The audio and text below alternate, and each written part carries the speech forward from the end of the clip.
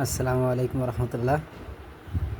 কাঠবিড়ালির বাচ্চা তিনটার ভিতরে দুঃখের বিষয় হচ্ছে একটা কিসে খায় নিয়েছে, মানে অসতর্কতার কারণে রাত্রে রেখেছিলাম। আর দুইটা আছে, আজকে 3 দিন হলো এদের, মানে আমার পাওয়া 4 দিন হলো। এখান থেকে এগুলো চোখ ফুটেছিল না, এগুলো চোখ ফুটে গেছে কালকে। আলহামদুলিল্লাহ এখন তারা চিনছে, খাওয়ার জন্য চলে আসে।